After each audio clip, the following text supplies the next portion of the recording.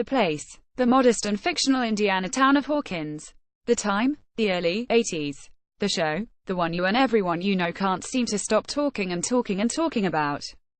When season 1 of Stranger Things dropped on Netflix in the summer of 2016, neither the young giant nor the people involved in its making, from show creators the Duffer Brothers to music supervisor Nora Felder, had an inkling that the retro-Spielbergian series would tap into the cultural zeitgeist and quickly become a breakout smash. I certainly felt it was something that could resonate in a big way, Felder explains from her Los Angeles office, the location of which she'd rather not reveal to ward of Rabbit fans.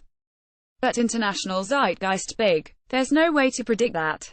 Felder is the force behind Stranger's totally 80s soundtrack, helping to add an authentic musical feel to accent the trials and tribulations of the paranormal world of the series, which recently returned for its second season and features cuts ranging from Corey Hart's pop classic, Sunglasses at Night, to the Devo hit, Whip It. For Felder, it's a job she initially fell into after breaking into the music business in New York, first promoting music events at a club on the Lower East Side. From there, she began working closely with the legendary producer Phil Ramone, first as his assistant, and then working her way up to becoming vice president of his production company. Says Felder, I think those past experiences, which included coordinating events and shows, working with both new and established artists, interfacing with various music executives and the endless hours spent in the recording studio, provided a perfect backdrop. Eventually Felder became a go-to music supervisor for a variety of buzzy shows, most notably a string of Showtime series including Californication, Ray Donovan and the recent White Famous.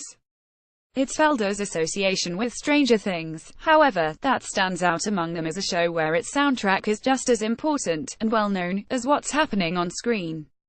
The gig came her way through Stranger's picture editor Kevin Ross, who suggested Felder for the role of music supervisor. He knew I was so hands-on, says Felder of her intense attention to the details of her craft. I only take on a certain number of projects a year as opposed to other big music supervision companies that take on many projects at once. Felder was hired, and while she could have never imagined the show's success, she did realize she was working on something special. When I read the script, it gave me goosebumps and made me forget to breathe or blink, she says of her initial foray into helping craft the show's pilot episode. When I saw the casting choices bring the script to life, from Eleven's stare to Dustin's smile and natural comedic timing, that's when I knew I was part of something extraordinary. When it comes to Felder's process, it always starts with the script. I want to immerse myself with each chapter, she explains. From there, the stories, characters and scenes remain constantly alive in my mind's eye around the clock. Ideas will pop into my head randomly, sometimes they'll even wake me up in the middle of the night. At the same time, I'm assessing the needs the producers want to accomplish. Felder's job is a juggling act that involves collaborating with creators Matt and Ross Duffer. They're heavily involved in all aspects of their story, including the music, as well as the show's budget. During the debut season, there was also the aspect of clearing songs for an untested series.